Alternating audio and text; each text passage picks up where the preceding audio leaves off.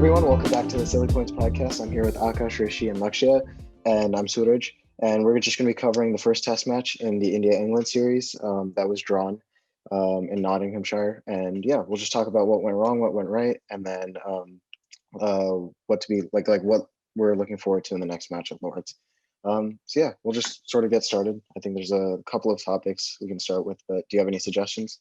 Yeah, so one First, thing I'd actually like to get started with, if it's okay with you guys, is where do England go from here? Because Joe Root did say, yeah, we could have created 9 chances on that wicket, but he also acknowledged pretty clearly India were in the driving seat and they were far and away the favorites for that last day. England have some serious holes in their batting lineup. They've got maybe 3 spots up for grabs, really, right? Uh, Rumors about Moeen Ali coming back. We know Zach Crawley's been averaging 11 over his past 14 innings or something like that. And then we also know, it's not like Dan Lawrence is on the most secure position either. So what do we think happens there to give Joe Root the best chance of actually getting a victory in the next test and ensuring that he isn't the only person left standing at the crease? well, first off, if England got 9 chances based on this test, they would drop 3 of them. So Yeah, that's also true. Their fielding is horrible. So yeah, first off, I would say Test cricket was robbed on day 5. We could have witnessed a real thriller for a match. Yeah, India were favorites, but if you remember in 2018, they screwed up 2 fourth innings chases here. It's not easy, especially in the morning. A fired up Jimmy Anderson and Broad could have easily made this test match very interesting. But yeah, it was very unfortunate. But India would definitely feel like they might have lost out on a 1-0 lead, and England might have felt like they got away with it. Yeah, there are definitely holes in England's batting. Yeah, obviously it's a test match in England. You can give a little bit of sympathy towards the top orders. It's not very easy to score runs, but 183 on day 1 was definitely not good enough. And I think Roy Burns' position is still secure. And I think I would still stick with Sibley. I think Crawley's got to go. Like, he's just really got to go now. It's he's failed at all 3 tests now. In this summer, he's not done anything since that massive double hundred since Pakistan. And I feel like we've talked about Zach Crawley failing now and mentioning his score since double hundred in like our last podcast. Is it a matter of moving up Dan Lawrence and picking like Moeen Ali? No. I think it's Hasib Hamid. It's Hasib Hamid. It's not even close. Okay. Hasib Hamid just scored 100 in the warm-up match. We saw how well KL Rahul played. He scored 100 in the warm-up. We saw how that has a lot to do with the experience in these conditions and the form. And it's not as if Nottingham is an easy place to bat either. He's not playing on some road or whatever. He's batting in one of the tougher conditions in spring, and he's managed to put up these numbers. He scored a couple centuries, 94, several 50s in the county championship. It's not like Hasib Hamid is some slacker. This is a far better player than the one that even debuted against India 3 years ago. He's a much more mature cricketer now, much more equipped to handle the seaming ball and seaming conditions. I think it's clear cut. Akash, what do you say? Wait, you sure? Well, I've also heard that. Hold on, you sure you're a professor at Berkeley? 2016 was not 3 years ago. Was it 2016? Oh God, I keep thinking it's 2020. It's 5 years ago. Oh my God. Well, point further proven then. Yeah. No, I think I've also heard that Ollie Pope is going to come back into the side. He's recovering from an injury. So if that's the case, and I think he has precedence because he was in the team before he got injured. So there's a question of number 3 spot. I think Hamid takes it. The backup is Hamid. He's got to get in. He's got to be in there. Yeah, but why not both? I mean, Dan Lawrence isn't exactly burning down the house with some stellar performances. But Ollie Pope wasn't either. Like, Ollie Pope and Dan Lawrence are like the same level of mediocrity right now. Like, I don't, unless you not want in the county championship though. Yes, Ollie Pope has a really stellar county championship. But I don't know if he's the solution. I honestly don't know. You can go with either one, to be honest. I would go with Pope. I think he's technically the man in possession. He's had more big innings. He's shown he can do it. I haven't seen that from Lawrence. He scored 183 and that's it. And you think Bairstow's position is secure after his, second highest score? I don't think now that they picked him, I wouldn't just dump him after one test. I don't agree with his selection at the start, but I wouldn't want to dump him immediately. Like, and he looked like he was the second highest scorer. He looked fairly secure, like he could back. He threw his wicket away in the second innings, just pulling a fiery Suraj to the square. But that's a better way for Bairstow to get out than via technical flaws, right? Like before, the thing that we had noticed with Bairstow technically was that he gained a cover drive. He had opened up his offsides, but he became a lot more vulnerable to getting bowled as a result. We didn't really see that vulnerability sneak into his game as much. So he's made some technical adjustments. They've definitely suited him quite well so far. Now it's a temperament thing. Whether he can solve that, I don't know, but I think it makes sense to persist with him. Yeah. So I think you mentioned Moyne. I heard the rumors of Moyne, but he's not even in the squad, so I don't know how true these rumors are. Yeah, this Moyne selection, it makes sense because it will allow England to play 5 bowlers, that an option they don't have since Stokes and Wokes are injured. I don't think Wokes will be able for the next test either. So that is a good option considering Moyne has a really good record against India, especially at home especially with the ball. But if the conditions are similar to first, where a spinner is not required, I don't know if they should go with that option unless they think Moyne is a better batsman than a Dan Lawrence or Ollie Pope. Then you could definitely try to slot him in at 7 and leave Curran at 8. But I wouldn't try to bring in a 5th bowler who can't bat, because I don't think you can promote Curran as 7, simply because I don't think the solution after such a bad test match with a bat is to remove a batsman. So yeah, that's another big topic as well. The selection, not having selected Ashwin and not having selected Leach for England in that case, it seemed like the right decision that both of the teams made given the conditions. But do you guys have any other thoughts in terms of should the spinner have been picked or should it be picked for the next test match? For England, Leach can only play if Stokes is playing. Like if Stokes would have played, he would have been the 4th seamer, and then Leach would have played as the 5th bowler. That's the only reason he didn't play in the New Zealand series. The second Stokes dropped out, I knew Leach was not going to play. The only way they can bring a spinner is if it's a spinner who can bat, and that can only be Moeen. Aakash, why don't you talk about India's? Ashwin. Yeah, so I'm a big fan of Ashwin, obviously, and I think he should walk into pretty much any team's 11, from like with the form that he's in, especially with his newly rediscovered form with the bat, albeit in India on turning tracks. But I think they could have afforded to play him. I know Thakur got some pivotal wickets with Joe Root, especially in the first innings, but it's difficult to say that Ashwin wouldn't have done the same. I know back in 2018 when India toured, Ashwin routinely got Cook out early in the innings, and same with Joe Root. Also in Australia, he provided some pretty crucial breakthroughs with Smith and Labuschagne. So I think it's a tough call to leave him out. I will admit, though, that India did not appear to miss him. Jadeja bowled like 3 overs. Thakur did a good enough job. Although, yeah, with, I don't know, Bumrah scoring 28 runs in the first innings, it's definitely possible that India could go back to a 2-3 combination and have Ashwin bat at 8. Bumrah, what a knock. Picking it up. Yeah, dude. But yeah, I think I would see Ashwin coming back on at least for a couple of matches later in this tour. I think it's a tough call to leave out the best spinner in the world at this moment from any playing 11. And although Jadeja is I don't think he has the same ability to get wickets on non-helpful surfaces that Ashwin does. Yeah, I think because it rained, they basically India ruled out a spinner is unnecessary, and Jadeja's, when a spinner's not needed, Jadeja's going to play as a batsman. Like he's top 3 batsman based on current form right now for India. So it's not, and he didn't bowl that great in this match, but the conditions were not there for a spinner. And I think in Lords too, it never really benefits spinners. So I don't think Ashwin's going to come back that match either.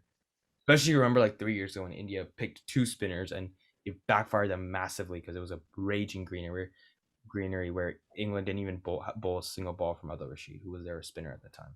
Yeah, with England also you have Joe Root, who's fresh off a 5-for against India. So he can also, I think it's difficult to pick for England to pick a spinner unless it's Moeen Ali, who's again going to be chosen for his batting as well. I think another thing is everyone's talking about England's batting, but in these conditions, I think 278's an over par score, and I think Curran and Stuart Broad did not bowl well in this match, and England's bowling was not up to par. Anderson and Robinson were brilliant in this match, but England's bowling was not that great either.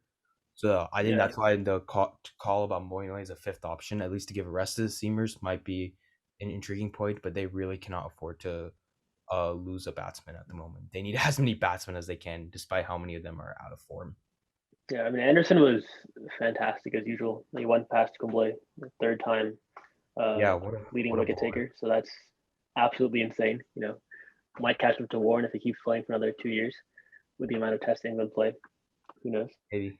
Uh, You never know. You never. I thought he said he would not even be playing this year's Ashes 3 years ago, but now he looks completely fit too. So we'll yeah, see. with Jofra Archer out too, and yeah, I think he has a good shot of playing all 5 tests this summer, or at least maybe 4 of the 5. Um, so yeah, I think Robinson and some of the strong points in England's bowling.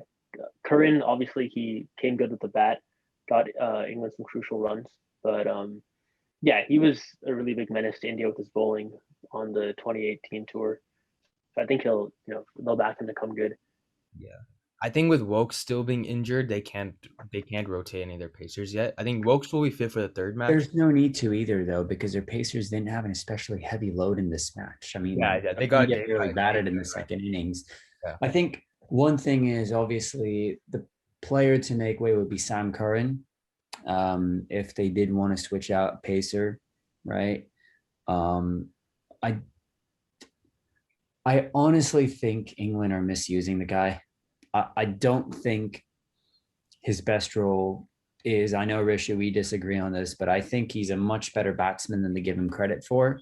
But I think at some point you've got to stop batting him at 8 and maybe trust him a little bit higher up the order. Now, whether that means picking Chris Wokes and dropping Bairstow, I'm not sure. But Sam Curran, in my opinion, is one of those talents who can change a game with either discipline.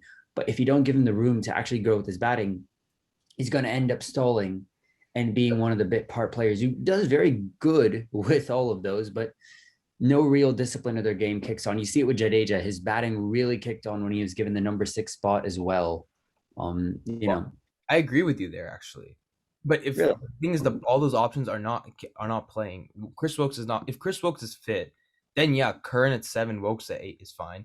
If Stokes is fit, then Stokes 5, Butler 6, Curran at 7 makes sense. Or if Moeen Ali was playing, but they're playing specialist batsmen ahead of Sam Curran and then Josh Butler, right? So the only way Curran to go up is to deplete another batsman. And at the moment, that's not really an option. That said, I think picking Moeen over Bairstow might not have been a bad idea. I think England missed a trick there. You add a left-hander into the lineup, gives you a benefit of, Curran will still bat at 8 then. Huh? Just saying. Curran will still be batting at 8. I mean, yes, but also maybe not, because we've seen England a willingness to push Moeen down the order to accommodate their plans for other players. Now, is that the right thing? I'm not going to comment, but they have willingly done that. They've pushed Moeen to 8, even 9 a couple of times. And that's obviously wasting a great batting talent. But between Moeen and Sam Curran, their test batting's at pretty similar levels right now. And Sam Curran's clearly the better long-term prospect. Yeah, but the only way to Sam Curran to go up is if you're fitting in a bowling all-rounder after him, so you don't lose out on the batting. Yeah, that's why I'm saying Moeen would probably be the one. Yeah, Moeen's the only option. Yeah. But they're not going to swap Moeen for Bairstow, so it's a moot point. Why don't we move on to India, though? Yeah, I think for India, one quick thing. Yeah.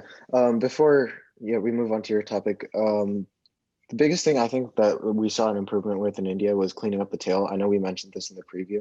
A big thing for India was always having those like lagging tail, especially for England. Exactly. Especially knowing like England, their tail is their tail can bat. It's extremely short, right? Especially with your players like Curran, and then Robinson can bat as well. Broad's known to, exactly. Broad's known to whack the ball around occasionally, but yeah, I think that's Anderson credit really to that's India. just a number 11. That's fine. 11 who can't is not scoring is fine. But yeah, just wanted to make a quick comment on that. How India actually did really well. Credit to Bumrah on that, but Bumrah can actually bat. What a surprise! Yeah, well, Bumrah landed the Yorkers. It was exactly. Simple. I think previously Bumrah, even during when he's been bowling well, he just wasn't landing Yorkers in properly to these tail-enders. Right. But this time he landed them perfectly to Broad, Anderson, and all, and that just got rid of it. Robinson didn't score too many, and even though Sam Curran got some got some runs with the tail, it wasn't enough to change the momentum like it was in 2018. So I think that was definitely a huge improvement from India. And the thing, they had 4 pacers to all attack, and they were all pretty fresh, had plenty, didn't have too many miles in their legs. So that was definitely one of the biggest positives for India. That's definitely a thorn for them, and something they hope that'll continue, because especially if England are going to start bringing back players like Moeen and later Wokes, England's tail is just going to get longer, or like the tail is going to get shorter, but they're going to have really competent batsmen batting at 8 and 9, and that's going to make it very frustrating for India if those guys start scoring runs. I think the biggest positive from India, and the biggest negative, is usually something we're not used to saying. The openers for India in this match were really good, and then the middle order was pretty dismal. So obviously, Anderson cleaned up Kohli, Pujara, Rahane threw his smaller sample size this time with only one. Yeah, one inning. But it's a continuing trend right now. We see Rohit's game improving constantly in overseas conditions, but just not converting those starts. And KL Rahul's comeback as a test opener was fantastic. Not just the first innings, but even the second innings when he thwarted the new ball. Even though he got dismissed, he played pretty well against a fiery attack on the last session of the day, which is not easy batting. And he got 50 runs off the target, so that was crucial. Had there been a fifth day. Yeah, let's start on KL Rahul, because he was the fourth. There was like 2 openers ahead of him before this game, but he somehow got a lucky break. Yeah, I think it's a bit early to talk about whether or not he'll retain his place after the openers come back. So I think we should just really talk about what was different about him technically, in your guys' opinion. He's made some very big differences. I noticed the expansive drive seems to have been sliced away from his game, replaced by a better defensive game, more confidence about where his off stump really was, which is really important in English conditions. He actually impressed me a lot with his patience. He didn't play at a lot of balls, which I think he would have played at in the past, and we've seen him play at in the past. And he didn't offer as many false shots as we, might have expected. What do you guys think? I think one thing was, in 2018, he had a big issue with the incoming ball. So Stokes, Wokes, Broad, they all used to attack him with the ball coming in. Yeah, because he couldn't play on his stumps. So he couldn't play balls coming in at his stump. So this time it looked like his head was in a much more secure position. Whenever he came out at balls outside the off stump, he was right underneath the ball, hands and head fully going through the shot, but it was never out of his reach.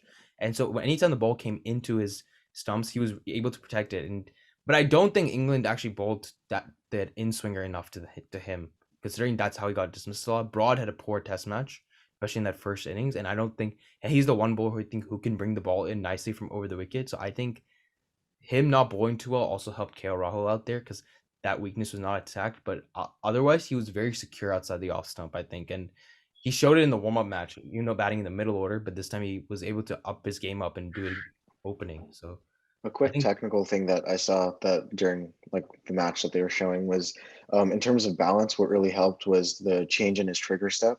They were showing a quick graphic where his trigger step was extremely long in the 2018 series, and then he shortened it significantly. So that, in the sense that you were talking about balance and his head being in the right spot, that's sort of where he made the change, and it helped with that. Yeah.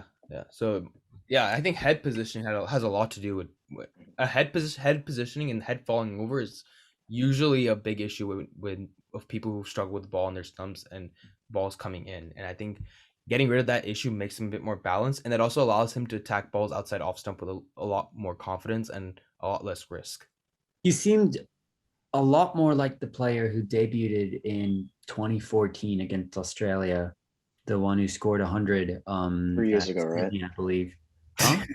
Oh, no. 3 years ago? 7 years ago. No, I know. But according to your math, it's 3 years. I'll buzz off anyways. Yeah. I mean, one of the biggest weaknesses I used to notice with him was his tendency to try to play expansive shots and not really be able to compensate or adjust for swing.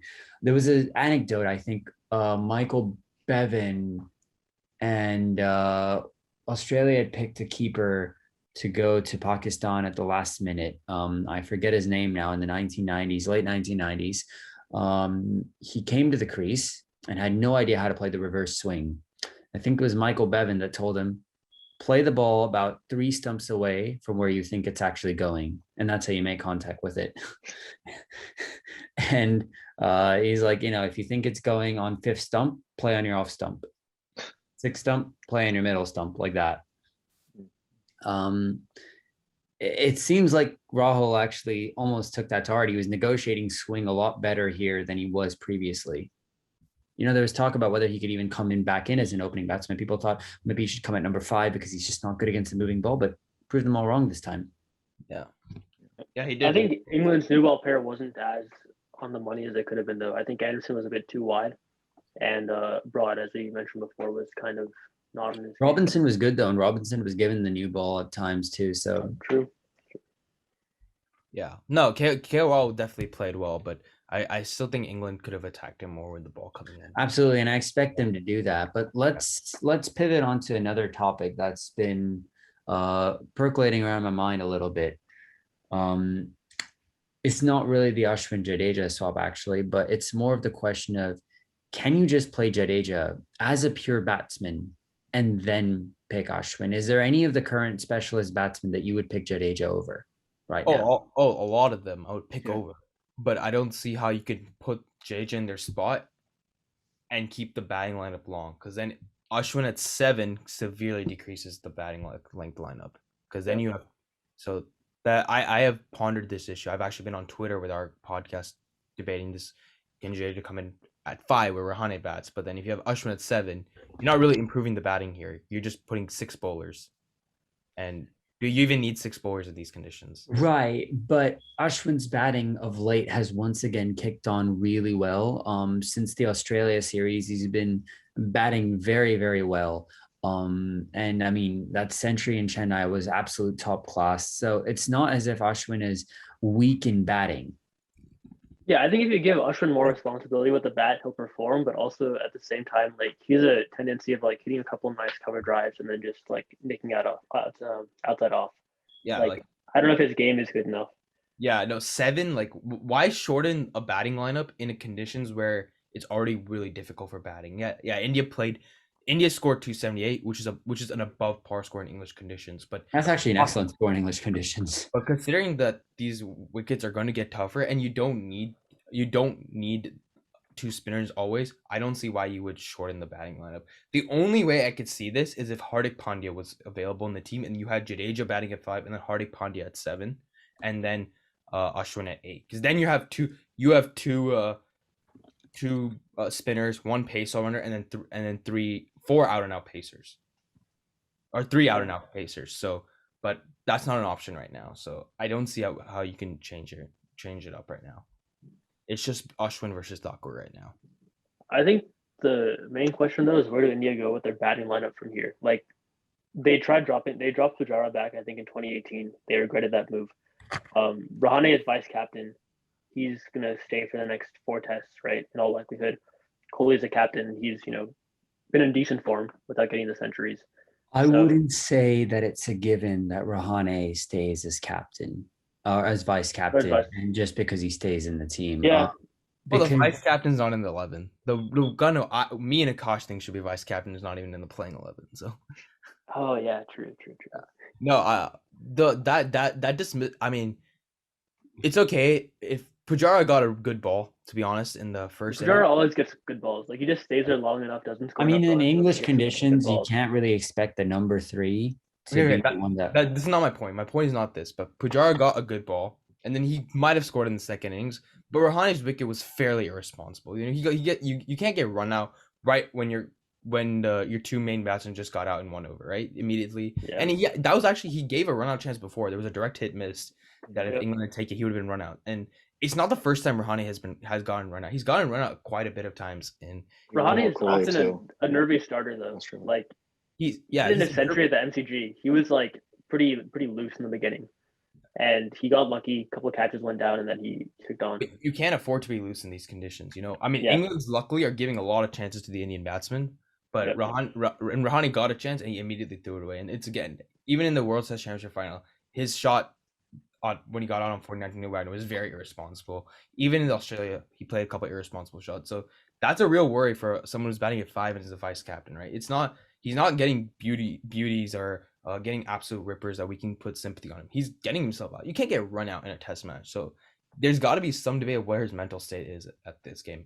Obviously, I don't think you can drop him, but what are India's options then? Oh, okay, you're. I mean, you have, no. You just have to step up, and you can't right. you can't get run out like that. That's ridiculous. So the question is, when Mayank Agarwal recovers from his concussion, which I would assume he has, do you keep Rahul as opener? Do you slot Rahul down at 5 in place of potentially Rahane or Pujara, or does Rahul just stay as an opener and then Mayank becomes the incumbent for the next injury or whatever happens? I think he's not the incumbent opener, right? I think here's the thing. Shubman Gill has been identified as by India's brain trust, and rightly so, as their opener of the next decade, basically. His first class returns have been superb. His test match game, he's had a few lean runs lately, but the reality is his game looks solid and everything. Rahul right now, I think what happens is when Gill gets healthy, Rahul slots down at number 5 and Gill opens, or Gill plays in the middle order. There were rumors that India was planning to use him at 4 after Kohli had left if Shaw had managed to keep his game steady. Gill could go down in the middle order and Rahul opens. But I think the person to make way when Shubman Gill gets healthy, if Rahul plays, if Rahul plays well this series, is probably going to be Ajinkya Rahane. I don't think he can last a 5-test series with a lean run. Yep. And then there's a 3 in South Africa too. But we're talking about the second test right now. Gill's not part of it. No, I know. I was just addressing, the point of he's not even the main opener. I don't think that's the issue right now, right? Like, I think they'll have Rahul continue to open. Yeah, Rahul, you can't. Opening is the hardest thing to do. And if Rahul was successful at twice, Mayank just has to wait. If Pujara and Rahane keep failing, then there's definitely going to be a spot for him. In fact, if Pujara, and I disagree a little bit with the combo you think they'll go in the future, Pujara and Rahane keep failing, and eventually India are forced to drop them. I think you'll see a possibility of Mayank becoming the opener, Gill becoming 1 down, and KL Rahul becoming 5. That's possible. I see. Because I see Rahul at 5. Mayank Agarwal's first class record is also stellar, and he's accumulated 1,000-run plus seasons for 5-6 years before being selected. So he has as much right to be the future opener for India as Gill does. And Gill, hard to be a future opener when you're 31, isn't it? It's test matches. Like, I know. but you look at 2-year cycles now with the WTC, not 4 years like a World Cup. I see Gill at 5. I looked at in my opinion, his game in Australia was kind of lucky.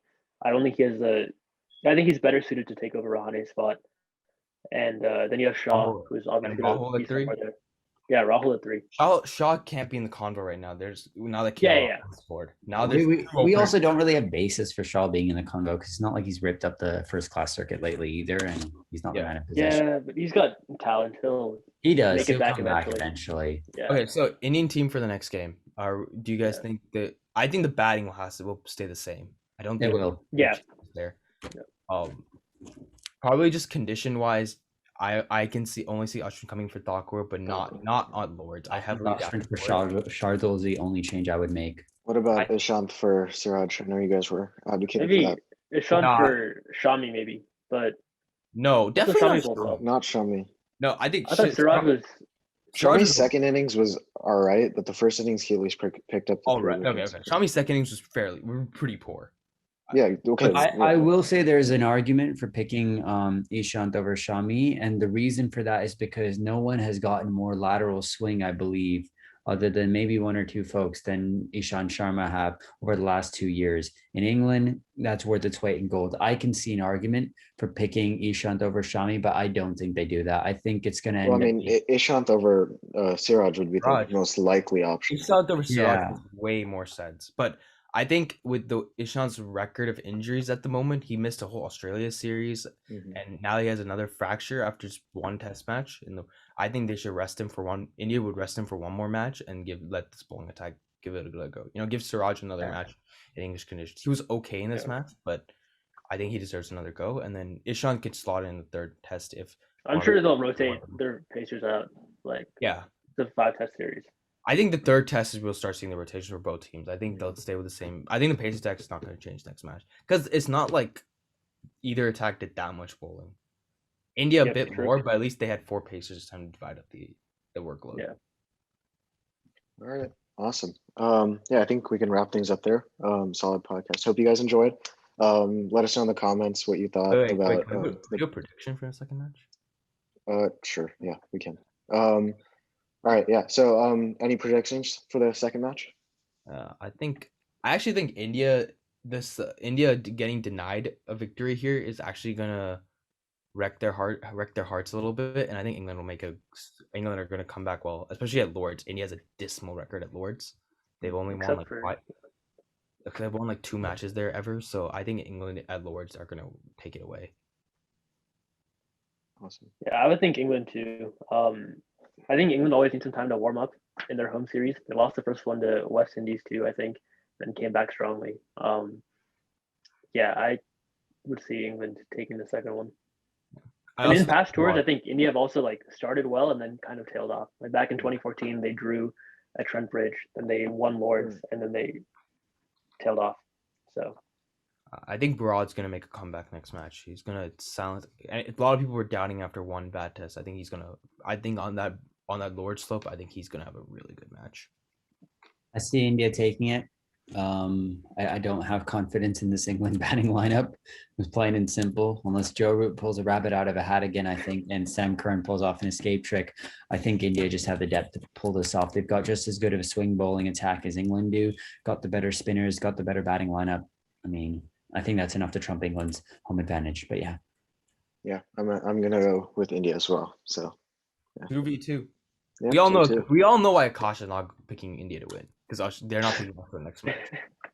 That's like a pretty cool. Yeah. I support the players. Nah. All right. 1-0 England after this next match. My prediction. Solid. Yeah. All right. Cool. We'll be back for after the second match, and then we'll talk about the third match and then any changes from there. Hope you guys enjoyed.